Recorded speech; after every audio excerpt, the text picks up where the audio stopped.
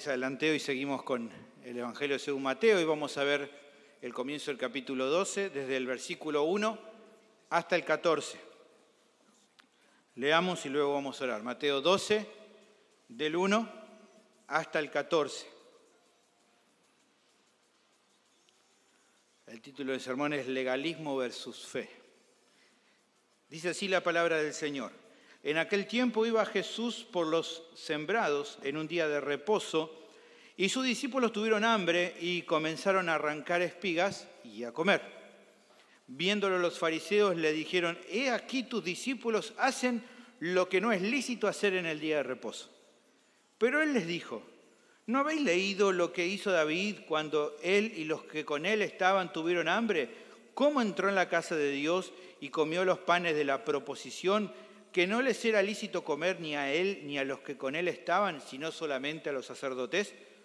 ¿O no habéis leído en la ley cómo en el día de reposo los sacerdotes en el templo profanan el día de reposo y son sin culpa? Pues os digo que uno mayor que el templo está aquí.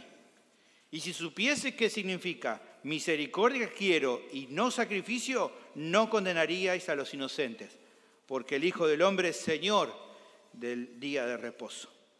Pasando de allí, vino a la sinagoga de ellos. Y aquí, allí había uno que tenía seca una mano. Y preguntaron a Jesús para poder acusarle, ¿es lícito sanar en el día de reposo? Él les dijo, ¿qué hombre habrá de vosotros que tenga una oveja y si ésta cayere en un hoyo en día de reposo, no le eche mano y la levante?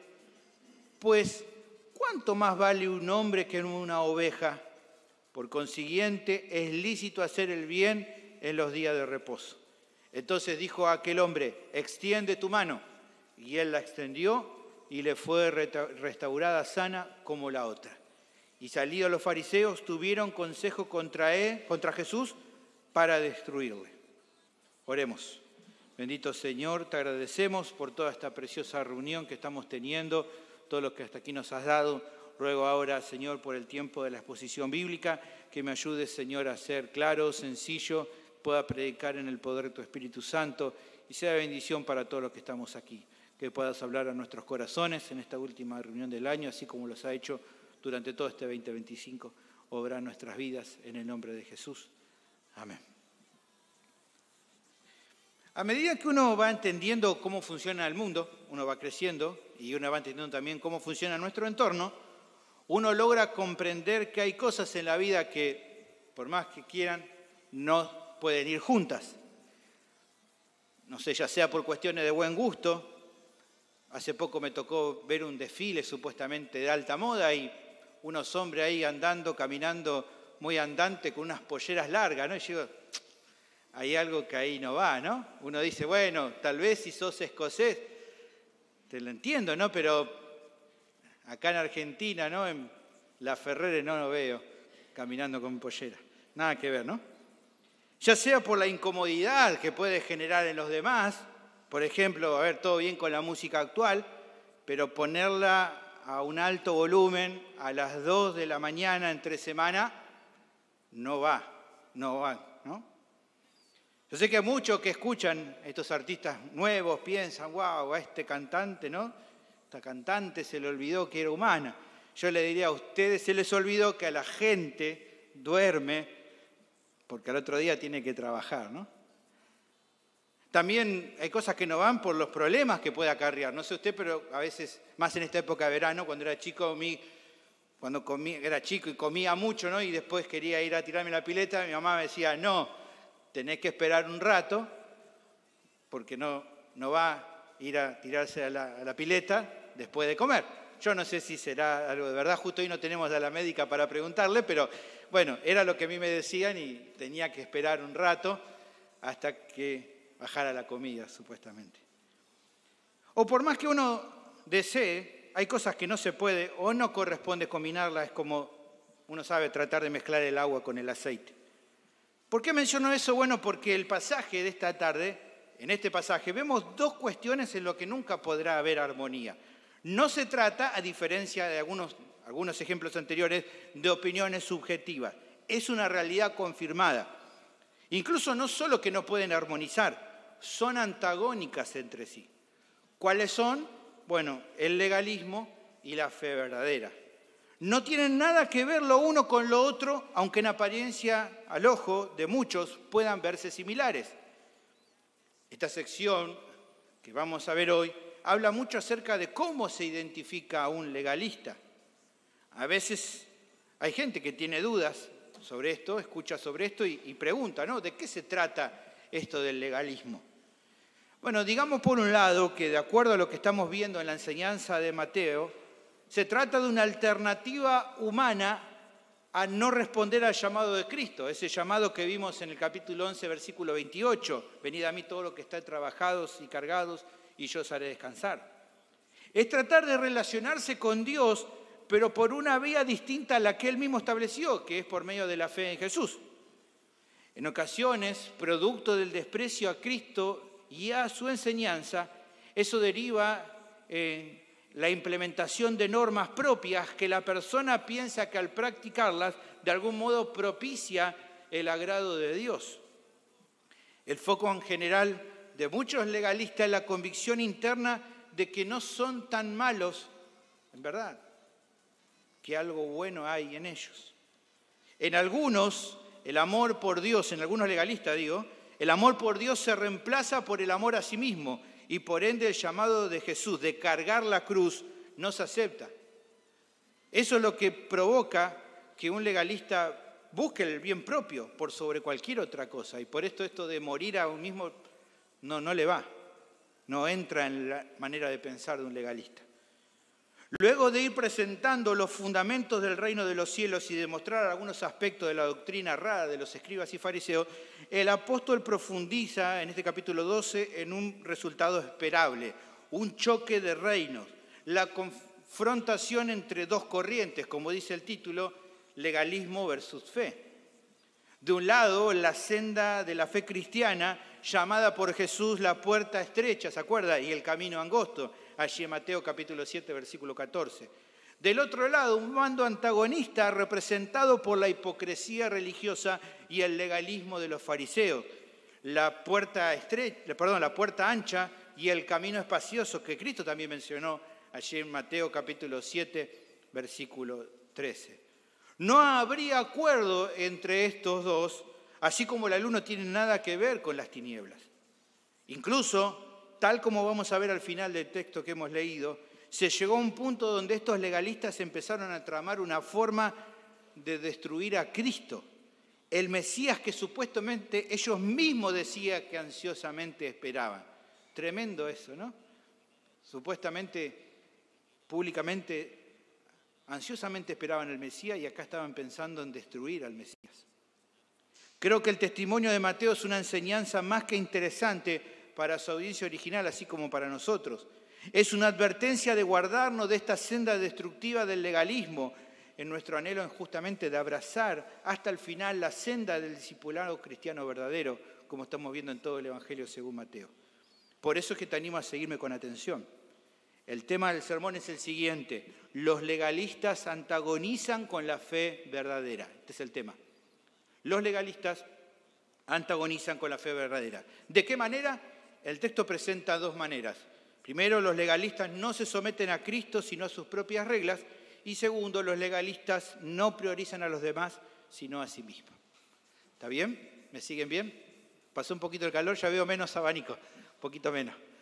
Vamos a ver entonces la primera de las maneras.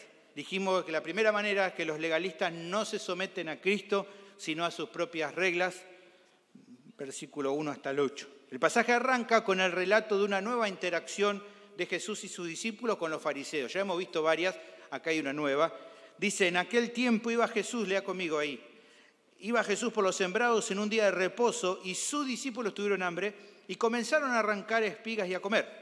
Viéndolo los fariseos le dijeron, he aquí tus discípulos hacen lo que no es lícito hacer en el día de reposo. Analicemos algunas cuestiones de la historia para entender qué está pasando. Lo primero es notar cuándo acontece la situación. Dice en aquel tiempo.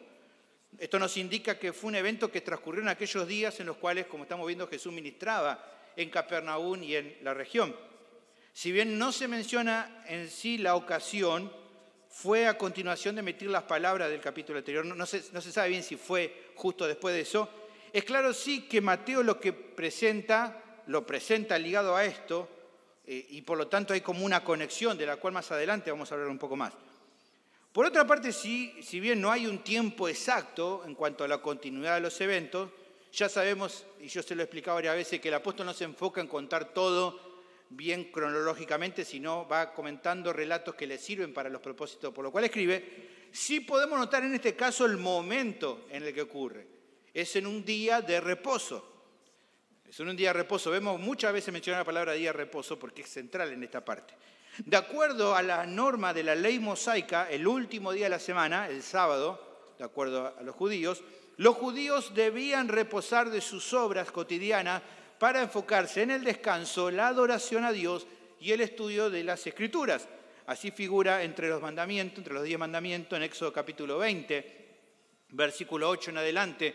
Uno de los 10 mandamientos era: acuérdate del día de reposo para santificarlo. 6 días trabajarás y harás toda tu obra, mas al 7º día es reposo para Jehová tu Dios. No hagas en él obra alguna, tú, ni tu hijo, ni tu hija, ni tu siervo, ni tu criada, ni tu bestia, ni tu extranjero que está dentro de tus puertas. Porque en 6 días hizo Jehová los cielos y la tierra, el mar y todas las cosas que en ellos hay, y reposó en el 7º día. Por tanto, Jehová bendijo el día de reposo y lo santificó. No debían hacer sus trabajos habituales porque la voluntad del Señor era tomarse ese tiempo especial para que el foco central sea el reposo y el recordar las buenas cosas que Él había hecho por ellos. Bueno, es durante un día de reposo que acontece lo que leímos. Jesús iba por unos sembrados y sus discípulos, al tener hambre, arrancaron unas espigas y se las comieron. La ley de Moisés habilitaba que si alguien pasaba por un campo ajeno, pudiera tomar alguna de las espigas de ese campo, siempre y cuando no usara una herramienta de trabajo. Justamente por el respeto a la propiedad privada, solo el dueño del campo tenía ese derecho de usar herramientas para la siega del campo. Allí menciona Deuteronomio 23:25, dice: cuando entres en la mies de tu prójimo, podrás arrancar espigas con tu mano, mas no aplicarás hoz a la mies de tu prójimo. Aunque también el trabajo de la siega estaba vedado para el dueño en un día de reposo, así mismo también. Éxodo 34:21 dice: 6 días trabajarás, mas en el 7º día descansarás, aún en la arada y en la siega descansarás. Esta habilitación de que alguien pudiera pasar y arrancar algunas espigas se daba para permitir el sustento de los pobres y menesterosos en el pueblo. Considerando que Jesús y aquellos que lo seguían eran predicadores itinerantes y que claramente hemos visto ya que no contaban con dinero para el camino, tranquilamente podían entrar en el grupo de gente autorizada a hacer lo que estaban haciendo, esto de arrancar espigas. Pero así todo se menciona la reacción de los fariseos. Ellos encararon a Jesús y le reclamaron acerca de lo que los discípulos estaban realizando, argumentando que eso que estaban haciendo no era lícito hacerlo en un día de reposo. Ahora, para entender mejor el reclamo, creo que es necesario revisar un poco el contexto histórico para que usted pueda entender de dónde surge este reclamo. Si bien el observar el día de reposo era un mandato explícito en la ley, el asunto es que con el correr de los siglos, no solo en este asunto, sino en muchos otros asuntos de la ley, los maestros y líderes judíos empezaron a desarrollar enseñanzas y tradiciones respecto a lo que este mandamiento de los otros implicaba. Empezaron a hacer como un estudio y a ir escribiendo material sobre la ley de Moisés. ¿Cuál fue el problema? Que al pensar y profundizar en la ley, desarrollaron todo un sistema detallado de normas que lo que fue haciendo fue perder por completa el espíritu del mandato, en cuanto al día de reposo, pero de cualquier otro también. Y no solo eso, tomaron sus propias ideas, sus interpretaciones como palabra de Dios autoritativa, imponiendo al pueblo sus interpretaciones personales. Para el momento cuando acontece el relato, se había vuelto, lamentablemente, más importante la tradición rabínica que la voluntad del Señor revelada en las Escrituras. En este caso, llevando a cambiar tanto el sentido del día de reposo, que en vez de ser un tiempo de descanso, se convirtió en uno de más carga que los otros 6, a causa justamente de la cantidad abrumadora de restricciones que los fariseos habían impuesto y que el pueblo debía estudiar y poner en práctica para no ser mal visto, para no ser amonestados y hasta a veces excluidos de la congregación por sus líderes religiosos. Miren, les voy a leer una cita larga, es un poco larga, pero creo que es muy interesante este escuche para entender un poco a qué punto se había llegado, porque no tenemos toda la información, porque Mateo y los evangelistas no nos cuentan todo, pero sí nos van, a través del contexto podemos ver un poco para entender a qué punto se había llegado. Era una cita todavía más larga, la fui recortando, pero mucho de lo que leo es parecido a muchas otras cosas más que esta gente había establecido. Dice, un erudito hablando de cómo se había llegado: una sola sección del Talmud, la principal recopilación de tradición judía, tenía 24 capítulos que enumeran leyes para el día de reposo, solo para el día de reposo, ni hablar de todo el más. Una ley especificaba que el límite básico para viajar eran 3.000 pasos desde su propia casa, aunque se concedían algunas excepciones. Si se colocaba algo de comida dentro de esos pasos, se podía ir hasta ese lugar para comer. Como la comida era considerada una extensión de la casa, esto habilitaba otros 3.000 pasos desde el punto donde esa comida se encontraba. Bajo las regulaciones del día del reposo, un judío no podía llevar una carga más pesada que un higo seco, pero si un objeto pesaba la mitad de esa cantidad, la podía cargar 2 veces. Las restricciones en la comida estaban entre las más detalladas y extensas. No podía comerse nada más grande que una aceituna. Incluso si alguien probaba media aceituna y al descubrir que estaba podrida la escupía, esa mitad era contada dentro de la ración permitida. Lanzar un objeto al aire con una mano y agarrarlo con la otra estaba prohibido. Si por olvido alguien estiraba la mano para agarrar algo de comer, debía tirarlo al piso, porque de retraer el brazo con la comida en la mano podía ser acusado de haber llevado una carga en un día de reposo. Las sillas no se podían mover porque al arrastrarla podía hacerse un surco en el piso y una mujer no debía mirarse en el espejo para no ver una cana y sentirse tentada a sacarla. Es parte de todo esto. No podía usarse dentadura postiza porque ésta excedía el peso límite de cargas en el día de reposo. Ningún fuego podía prenderse o apagarse, aunque un fuego ya prendido de antes podía usarse, aunque dentro de ciertos límites. Por eso algunos judíos ortodoxos actualmente utilizan temporizadores automáticos para encender las luces en sus casas mucho antes del día de reposo. De otra forma, podrían olvidarse de prenderlas a tiempo y tener que pasar la noche a oscuras. Y hay mucho más, simplemente tomé algunos detalles. Creo que con los ejemplos nos damos cuenta de lo que pasaba. Se había vuelto más cansador el día de reposo que los días laborables. En vez de ser un tiempo de reposo, se había convertido en una jornada de frustración y de opresión en todo lo que podía y no podía hacerse y cómo debía hacerse. Esta es la relación que yo decía que tenía con la sección anterior. El llamado a los trabajados y cansados que Cristo hace en el pasaje anterior era para aquellos que habían llegado a esta condición debido al esfuerzo infructuoso por querer cumplir con tantos y tantos requerimientos legalistas en cuanto a este día del reposo y muchos más, y por eso los anima a dejar de tratar de ganarse el mérito de entrar al cielo por medio de cumplir con todas estas normas, algo imposible, para entonces aferrarse por la fe a Cristo y así recibir la salvación de sus almas. Pero entonces, con todo lo visto en mente que mencionaba recién, es que podemos entender el reproche de los fariseos. Que no fuera lícito el arrancar espigas y comerla en un día de reposo no era algo que la Biblia prohibiera hacer, sino algo extraído de este manual de su propia tradición. Y por ello apuntaron a Jesús como líder de sus discípulos a que los obligara a respetar eso y a arrepentirse de lo que habían hecho.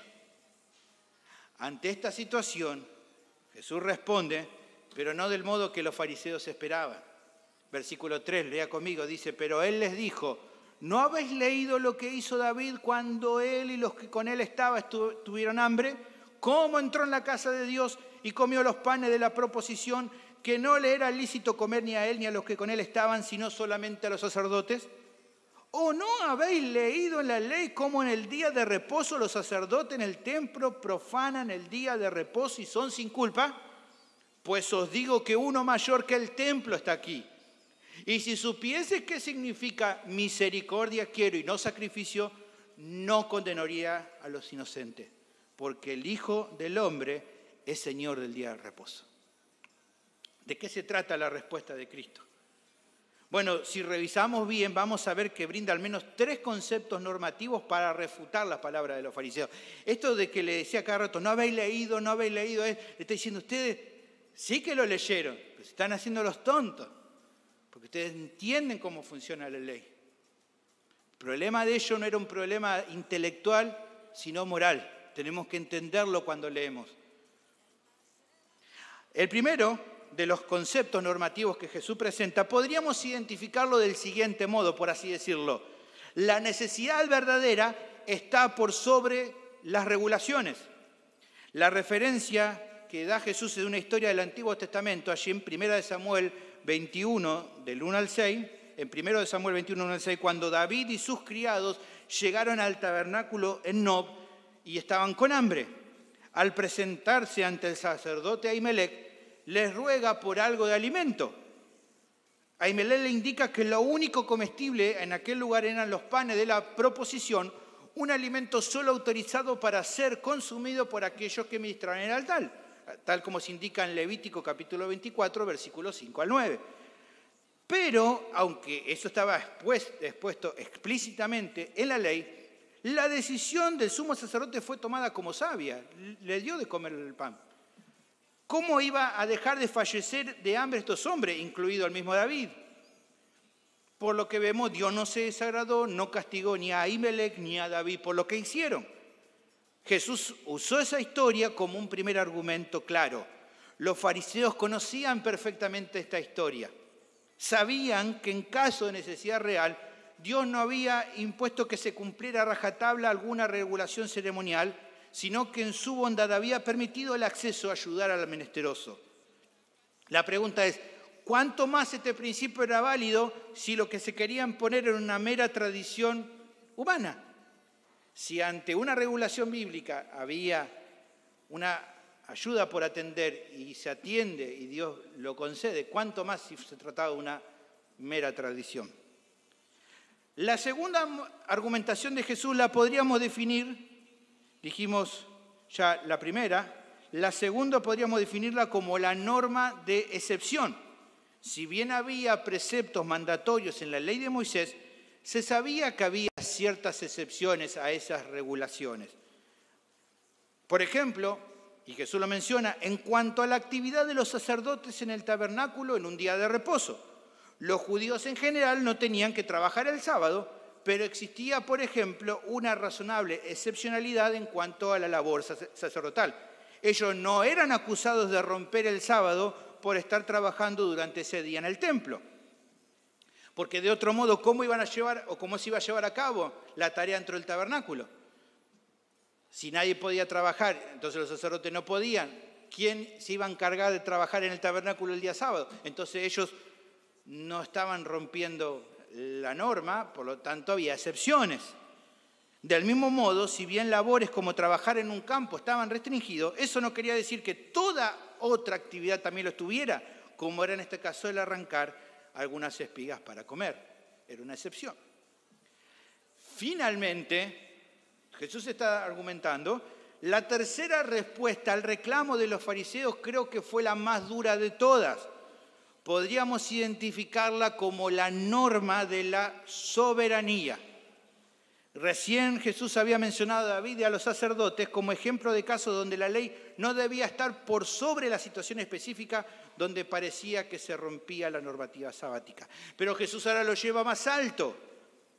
Delante de los fariseos se encontraba alguien más grande que el templo mismo, como se menciona en capítulo 12, versículo 6. Él, Jesús, es el Señor sobre el tabernáculo. Él es el Señor de la ley.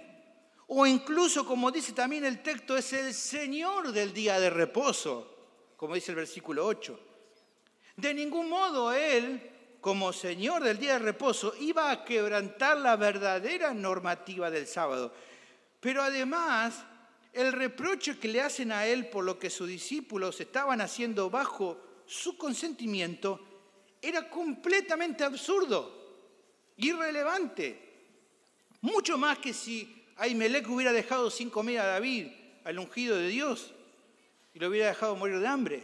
O si hubiera alguien reclamado por el hecho de que los sacerdotes estuvieran trabajando en el templo durante el sábado. Si eso era ridículo, mucho más el cuestionamiento al Señor. Porque el punto es, ¿quién es aquel que puede decirle al Señor lo que puede o no puede hacer? ¿Se acuerdan cómo dijo un rey allí en Daniel capítulo 4, versículo 35? Todos los habitantes de la tierra son considerados como nada, y Él hace según su voluntad en el ejército del cielo y en los habitantes de la tierra, y no hay quien detenga su mano y le diga, ¿qué haces? Esa misma necedad es la que estos hombres acaban de cometer. Por ende, la reprensión de Jesús no se hizo esperar. Él le dice, si ustedes supieran lo que significa misericordia quiero y no sacrificio, no condenarían a los inocentes. Esta es una cita del Antiguo Testamento, Oseas capítulo 6, versículo 6, donde se reprochaba la actitud hipócrita de Israel. En vez de priorizar la voluntad de Dios, se abocaron a un mero ritualismo religioso. Con eso demostraron desprecio a ese Dios que decían adorar. Bueno, la exhortación de Jesús va en el mismo sentido.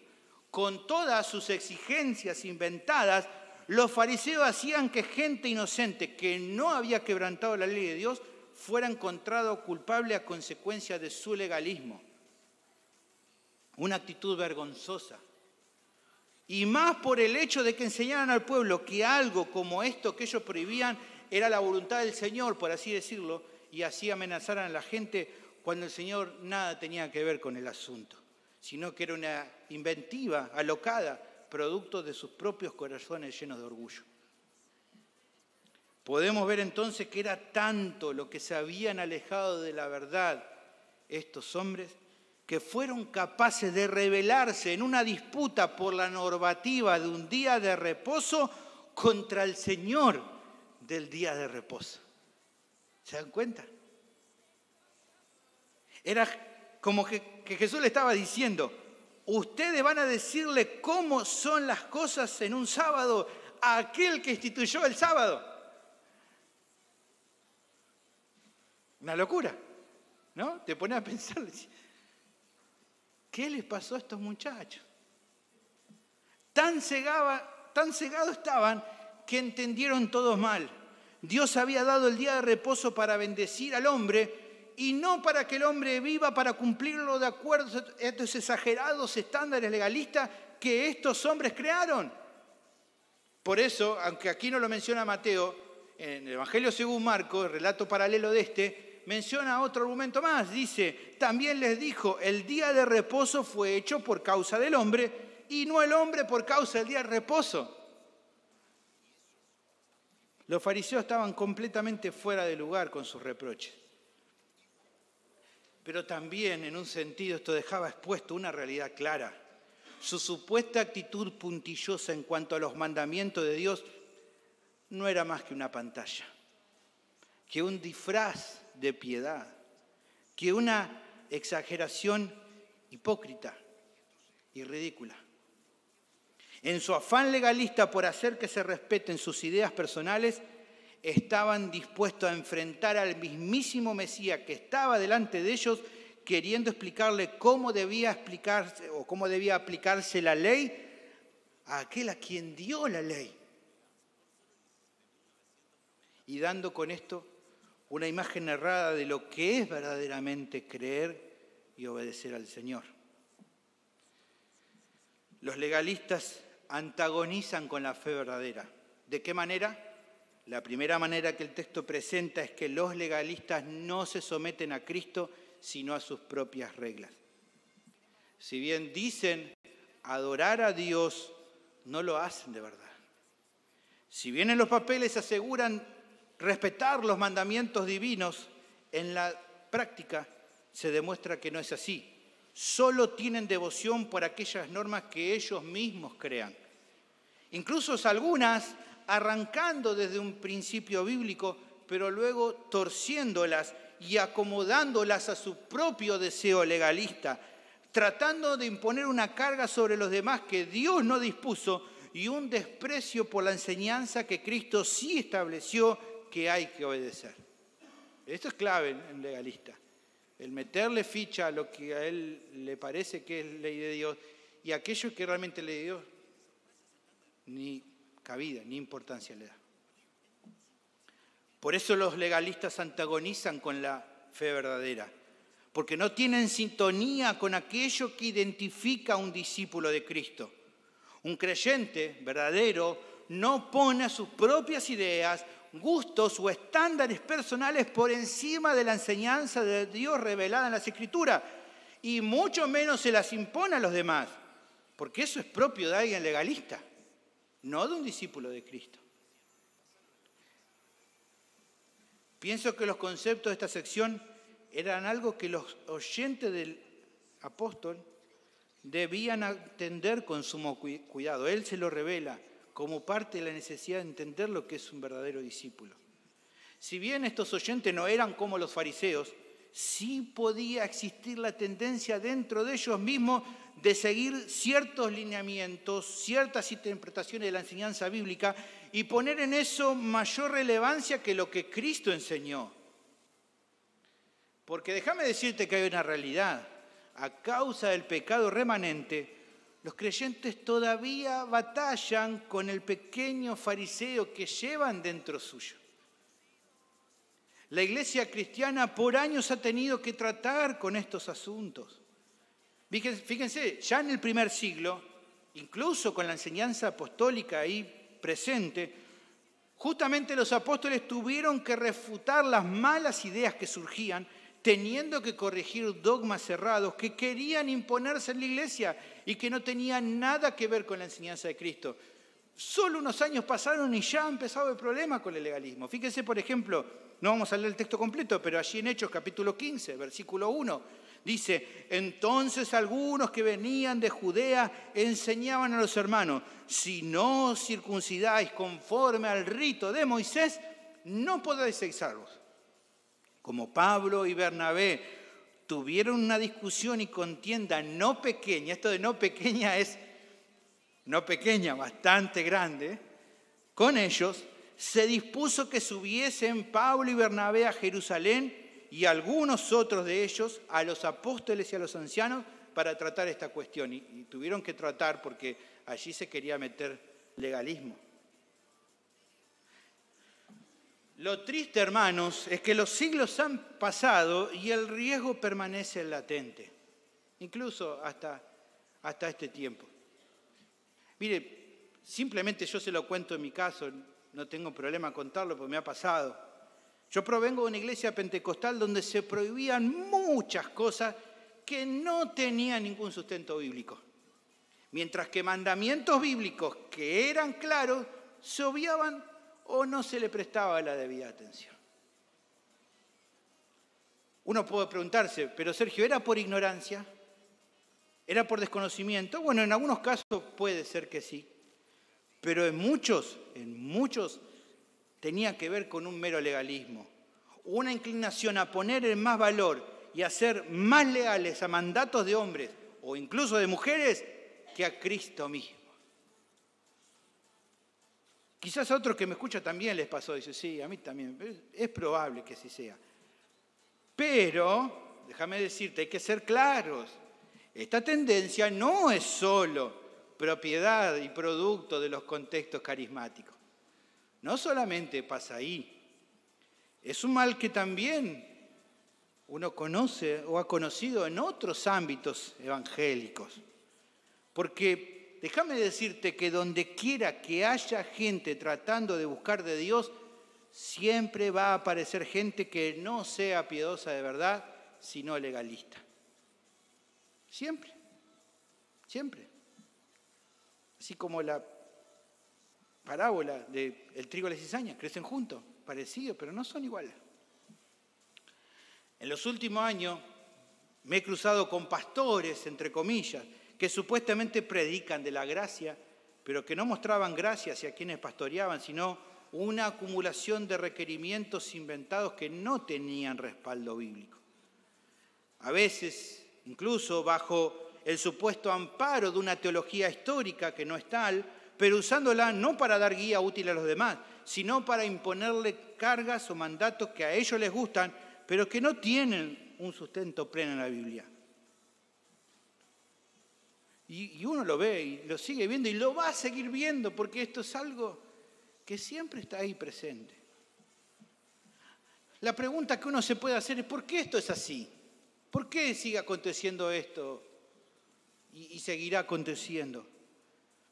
Bueno, creo yo porque en general los legalistas no están interesados en que el reino de Cristo se expanda, sino en fomentar su reino personal.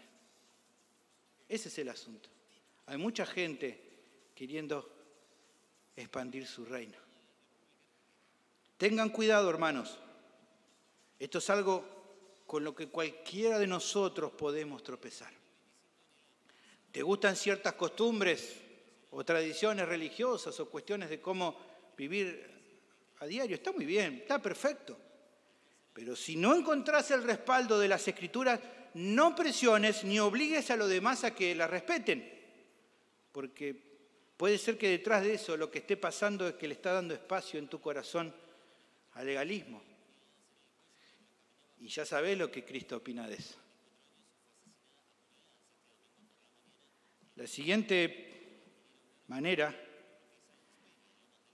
que vamos a ver es que los legalistas no priorizan a los demás, sino a sí mismos. El texto ahora nos lleva a otra ocasión donde se generó tensión entre Jesús y los fariseos. Pasando de allí, vino a la sinagoga de ellos, y allí había uno que tenía seca una mano. Y preguntaron a Jesús para poder acusarle: ¿es lícito sanar en el día de reposo? Cristo se acercó a una sinagoga judía, ya sabemos que él lo hacía. En ella se encontraba un hombre con la mano seca. Es en esta circunstancia que los fariseos vuelven a dirigirse al Señor, no con un reproche directo, pero sí usando otra estrategia de confrontación. La pregunta fue: Jesús, ¿es lícito sanar a este hombre en un día de reposo? Por lo que Mateo nos cuenta, no se trataba de una duda genuina o de un deseo sano de conocer la opinión de Cristo, de un rabino tan excelente como él. Dice Mateo y aclara, se trataba de buscar una manera de acusarlo. Ahora una pregunta: ¿cómo es esto? Tal vez al leer el texto nos cuesta entender acerca de una razón lógica en este intento de atacar a Jesús. Uno podría preguntarse, ¿no? ¿Qué podría haber de malo en que Jesús sanara a este pobre hombre? Que incluso por lo que se nos cuentan relatos paralelos, la mano que tenía seca e inutilizada de la derecha, que probablemente sería la hábil, así como se menciona en Lucas capítulo 6, versículo 6. Bueno, es el contexto histórico también nuevamente acá el que nos ayuda a comprender qué se escondía detrás de esta dicha pregunta acusatoria. Resulta que de acuerdo a estas mismas normas y tradiciones humanas que mencionaba antes, no siempre era lícito curar o sanar a una persona si se hacía un día de reposo. ¿Por qué? Bueno, porque se lo podía considerar un trabajo, entre comillas, y por ende estaba prohibido de acuerdo a la enseñanza farisaica. ¿Había excepciones a esta regla? Bueno, algunos judíos dentro de una escuela media extremista y media dura afirmaban que no había ninguna excepción. Otras escuelas de enseñanza, un poco como más flexibles, más suaves, decían que sí, que había ciertas excepciones. ¿Cuándo? Bueno, para esta escuela, en el caso de que la persona enferma o lastimada corriera riesgo de muerte. En esa situación excepcional se habilitaba la ayuda médica, los primeros auxilios. Pero por lo que vemos, este no era el caso. Si bien este hombre tenía la mano seca, de ningún modo eso traía aparejado algún riesgo mortal ahí a la brevedad. Así que digamos que en este caso habría consenso unánime entre las distintas escuelas de enseñanza judía. Todos, los más duros, los más flexibles, estarían de acuerdo que una sanidad así estaría prohibida en un sábado. Por eso es que justamente le presentan este caso a Jesús. Era claro que el hombre de mano seca no había riesgo de muerte. A todos les quedaba claro. Así que la pregunta presentaba este dilema. Si Cristo decía que era lícito sanarlo, estaría poniéndose en contra no solo de una escuela judía, sino de toda la tradición judía. Y si él se oponía a toda la tradición judía, podía ser acusado de ir en contra de la ley de Moisés. Nuevamente, vemos la respuesta de Cristo, que confrontó esta actitud legalista e hipócrita. Y él le responde. Y les dice, versículo 11, lea conmigo. Jesús les dijo, ¿qué hombre habrá de vosotros que tenga una oveja y si ésta cayera en un hoyo en día de reposo, no le echa mano y la levanta? Pues, ¿cuánto más vale un hombre que una oveja? Por consiguiente, es lícito hacer el bien en los días de reposo. Entonces dijo aquel hombre, extiende tu mano. Y él la extendió y le fue restaurada sana como la otra. Evidentemente no había ningún pasaje bíblico que de manera explícita o implícita advirtiera que sanar milagrosamente a alguien en un día de reposo pudiera catalogarse como un trabajo y que por ende estuviera en contra de la voluntad de Dios. Las tres argumentaciones anteriores que vimos tranquilamente podían caber en este caso. La necesidad genuina de este hombre por sanidad estaba por encima de una regulación sabática. Es claro también que era una situación excepcional. Y ni hablar que siendo Cristo soberano no había motivo para que nadie le reprochara si él decía o decidía sanar a este hombre. Pero Jesús no utiliza esos tres argumentos, le da otra norma, una cuarta. Podríamos identificarla de algún modo como nunca debería prohibirse un bien. Para presentar la idea, Jesús le hace una pregunta a los fariseos, ¿qué hombre entre ustedes que tenga una oveja, si ésta cae en un agujero en un día de reposo, no extiende su mano para sacarla? Es claro dos cosas de esta apelación de Jesús. Es obvio que una oveja caída en un pozo no corría riesgo de morir si se esperaba hasta el día siguiente de un día de reposo para sacarla. No se iba a morir. Así todo, era evidente también que la preocupación por esta posesión personal haría que sin dudar cada uno de ellos estirara la mano para sacarla del agujero. ¿Por qué? Porque ninguno de ellos iba a descuidar un bien material propio. Tratarían de actuar con rapidez, aunque no hubiera una urgencia, por si la duda, ¿no? Ya sé que le pase algo a la ovejita. Ningún fariseo acusaría a un judío por violar el día de reposo al hacer esto, de sacar una oveja de un pozo, porque seguramente todos en algún momento pasaron por la experiencia de salvaguardar algo que les pertenecía, sea una ovejita, sea un buey, sea un camello o cualquier otra clase de animal. Es interesante, Mateo no menciona réplica de los fariseos, así que evidentemente esto quiere decir que nadie dijo nada, porque todos lo hacían. Y como algunos eruditos señalan, ninguno tampoco lo hizo porque, ¿saben una cosa? Dijimos, manual con 24 capítulos, con un montón de leyes, pero justo esto no era una prohibición dentro de la larga lista de normas de la tradición judía. ¿Por qué sería, no? Justo esto no estaba prohibido sacar una ovejita que a uno tenía. Como nadie responde, Jesús entonces vuelve a retomar la palabra alegando lo siguiente. Hacer algo bueno por una oveja propia un sábado no está prohibida por ustedes. A la luz del valor de un ser humano en comparación de un animal, ¿no les parece que es mucho más lícito hacer un bien por el prójimo, aunque sea un sábado? ¿En serio me están diciendo? Por lo tanto, lo grave no es si lo voy a sanar o no en este día. Lo malo es que ustedes hayan inventado tan horrible prohibición de hacer el bien por el prójimo en un día de reposo.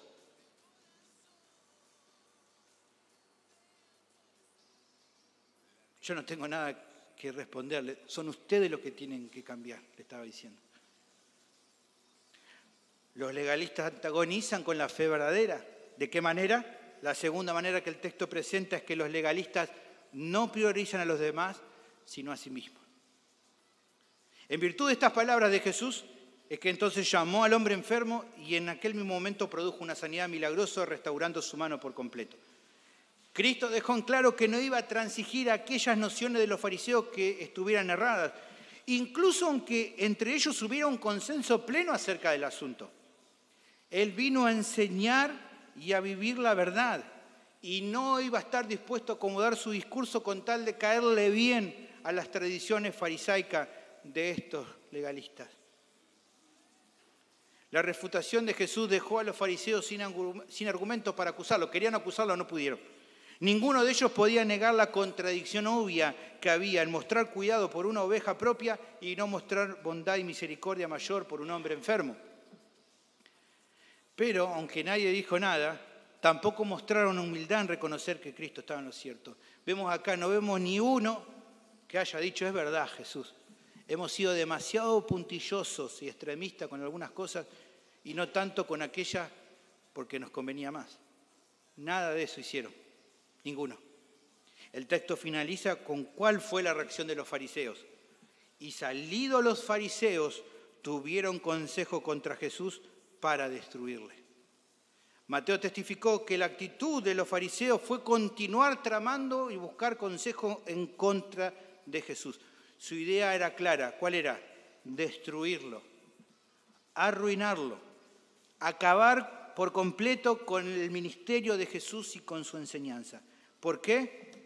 Porque estos legalistas no estaban dispuestos a arrepentirse de su pecado de hipocresía.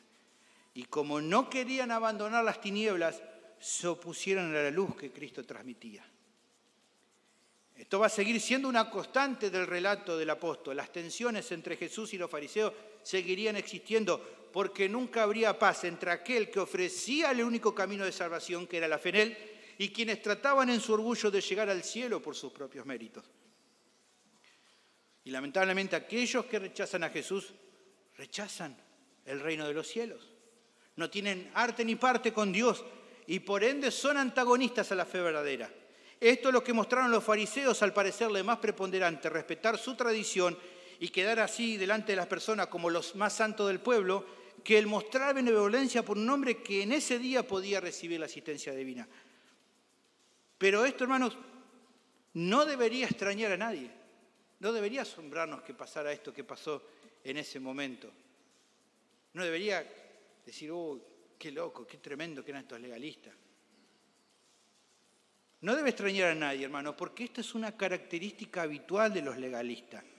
El que todo en su vida gire en torno a ellos, en primer lugar, en segundo lugar también en torno a ellos, y tal vez luego se vea un poco de interés por los demás, especialmente si eso les genera algún rédito personal.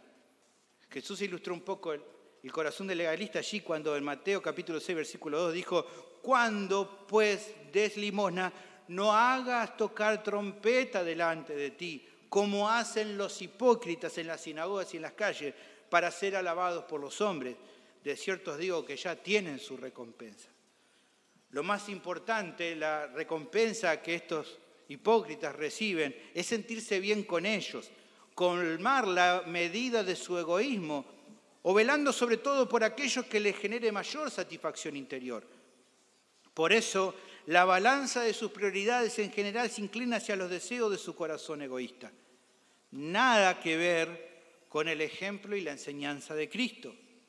Por eso, cuando el cristianismo verdadero, que por lo general es desinteresado, misericordioso, lleno de gracia, lleno de bondad, de justicia, de rectitud, de un amor sacrificial por los demás, deja expuesto su legalismo, tratan por todos los medios de socavarlo o combatirlo. Hermano, escuche por favor. La historia de esta sección nos refleja una realidad terrible. ¿Cuál? Que un legalista, cuando siente alguna amenaza hacia el bienestar de su reino personal, aunque dice amar a Dios, si hiciera falta estaría dispuesto a destruir a quien sea, inclusive a Cristo mismo.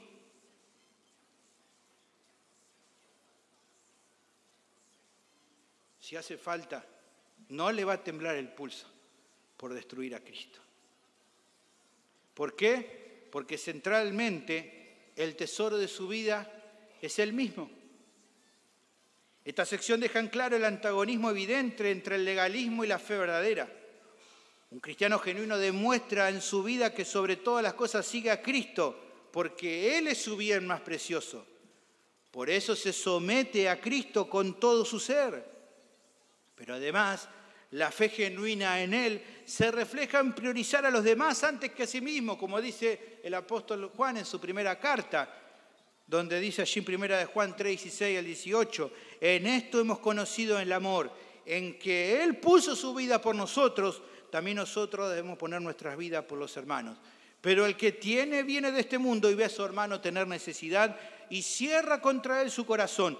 ¿Cómo mora el amor de Dios en él? Hijitos míos, no amemos de palabra ni de lengua, sino de hecho en verdad. O como diría Jesús, no seamos legalistas.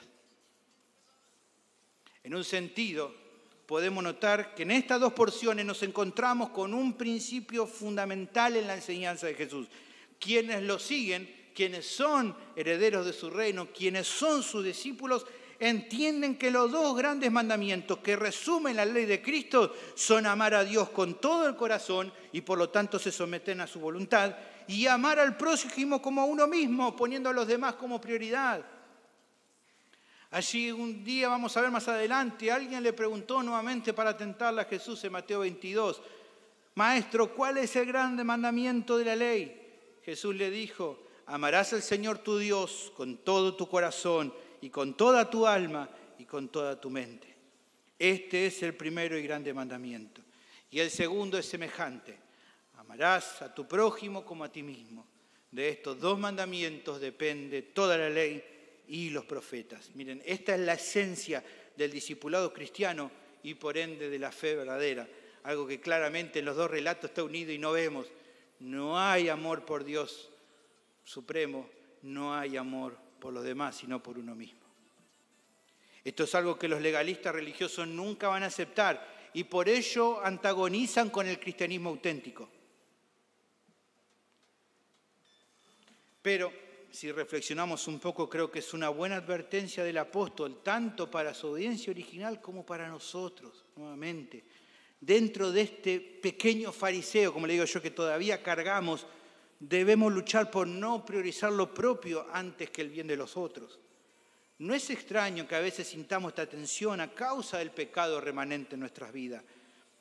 Pero así todo, Dios, que nos conoce perfectamente, en muchas ocasiones nos prueba, poniéndonos en una circunstancia donde hacer un bien a nuestro prójimo repercute en sacrificar algo nuestro, porque ahí es donde realmente se muestra el cumplimiento del segundo mandamiento, no en dar algo que nos sobra, sino algo que nos cuesta. Lamentablemente en ocasiones no sentimos el deseo de hacerlo, nos cuesta, a veces hasta llega a doler. ¿Qué debemos hacer en esos momentos? Lo que Jesús espera de cada uno de sus discípulos, que nos neguemos a nosotros mismos y que si está a nuestro alcance el poder hacer un bien por el otro, que en fe lo hagamos, lo hagamos. Y quiero ser enfático en eso porque muchas veces fallamos en esto, no lo hacemos. Podemos hacer un bien por otro y no lo hacemos. Pensamos primero en nosotros mismos, primero pensamos si nos va a perjudicar o no, si nos va a convenir o no, y no lo hacemos. Hermanos, no juzguemos, no utilicemos las cartas legalistas poniendo peros cuando está a la mano bendecir a alguien, sea del tipo que sea el bien y sea quien sea esa persona. El apóstol Pablo, allí en Romanos capítulo 12, versículo 9 en adelante, deja claro cuál es la actitud de aquel que ha sido salvado por el Señor, qué es lo que ahora espera de él. Dice, el amor sea sin fingimiento, aborrecer lo malo, seguir lo bueno, amaos los unos a los otros con amor fraternal, en cuanto a honra, prefiriéndoos los unos a los otros. En lo que requiere diligencia, no perezosos, fervientes en espíritu, sirviendo al Señor, gozosos en la esperanza, sufridos en la tribulación, constantes en la oración, compartiendo para las necesidades de los santos, practicando la hospitalidad. Bendecid a los que os persiguen, bendecid y no maldigáis, gozaos con los que se gozan, llorad con los que lloran, unánimes entre vosotros, no altivos, sino asociándoos con los humildes. No sean sabios en vuestra propia opinión. No paguéis a nadie mal por mal. Procurad lo bueno delante de todos los hombres. Si es posible, en cuanto dependa de vosotros, estad en paz con todos los hombres. No os venguéis vosotros mismos, amados míos, sino dejad lugar a la ira de Dios, porque escrito está, mía es la venganza, yo pagaré, dice el Señor. Así que, si tu enemigo tuviera hambre, dale de comer. Si tuviere sed, dale de beber. Pues haciendo esto, ascuas de fuego mantendrás sobre su cabeza. No seas vencido de lo malo, sino vence con el bien el mal. O como diría Jesús, no sean legalistas. Confiemos en el Señor y hagamos su voluntad, porque un día Él nos recompensará por lo que hicimos, incluso aunque haya pasado por alto para la mayoría. Me gusta como lo dice Jesús en Mateo capítulo 6, versículos 3 y 4, en versión de la Biblia de las Américas. Dice, pero tú, cuando des limosna, que no sepa tu mano izquierda lo que hace tu derecha, para que tu limosna sea en secreto, y tu Padre, que ve en lo secreto, te recompensará. Finalmente quisiera dirigirme a aquellos que están sin Cristo. Hay muchos que hoy, incluso en este lugar, están aquí viviendo de manera legalista su fe, que tratan de portarse bien, siguiendo algunas normas que han inventado, u otras que sí figuran en la Biblia, pensando que si se esfuerzan en eso, Dios los recibirá en el cielo. Pero en el fondo, hasta acá ven que no se han sometido a Cristo de verdad. Les provoca rechazo el que se les diga que están en bancarrota espiritual. Mucho menos la idea le agrada de morir a sí mismos. En general, si ves en tu vida, solo ves preocupación por vos mismo. Y nomás de vez en cuando el hacer cosas buenas por los demás, bueno, porque así hacen los cristianos. Pero vos lo sabés bien, querido oyente.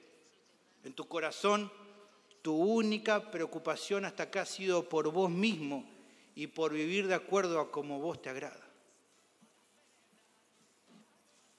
¿Vos lo sabés? Hay una noticia que tenés que considerar. Nadie se salva por andar de forma legalista, porque nadie cumple el estándar divino.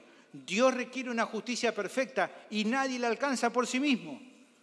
Por ende, déjame decirte en el amor del Señor que si en esta noche te morís, tu destino más seguro será el infierno, donde van los fornicarios, donde van los idólatras, donde van los mentirosos, los asesinos, los ladrones, los incrédulos y muchos más que no se arrepienten. Pero, ¿sabés quiénes van también a ese lugar? Los legalistas. Incluso el castigo para los legalistas será mucho peor que para quienes nunca escucharon el Evangelio, porque habiendo sabido acerca de Cristo y de su obra, definieron darle la espalda buscando un propio camino de salvación que nunca pudieron encontrar.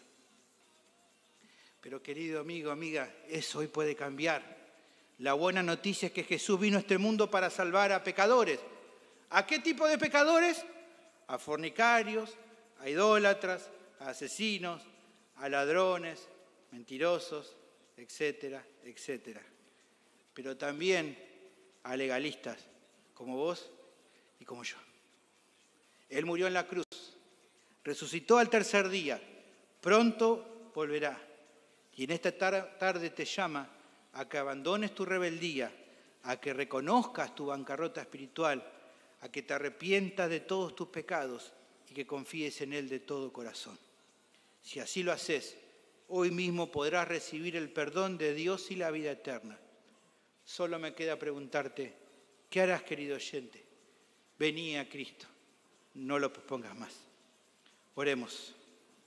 Bendito Señor, te agradecemos por tu palabra tan preciosa que habla nuestras vidas, que nos advierte acerca del peligro del legalismo, que nos identifica y muestra la diferencia con la fe verdadera, que muestra tal vez con una crudeza tremenda, pero clara, porque nos amás, acerca de cómo obra, cómo actúa un legalista, cómo antagoniza con la fe verdadera, mostrando que no se somete a Cristo, sino a sus propias reglas creadas en su corazón, que está primero priorizando a sí mismo antes que los demás. Que nos guarde, Señor, de todo rezago de legalismo en nuestras vidas y que nos ayude a ser verdaderos hijos tuyos, verdaderos discípulos tuyos, de acuerdo a lo que Cristo nos mostró, que era completamente distinto al legalista, a los legalistas.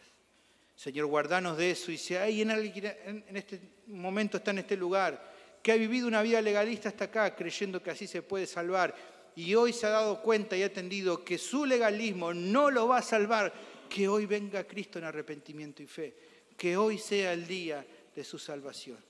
Pido todo esto en el nombre de Jesús. Amén. Pongámonos de pie y terminemos cantando juntos.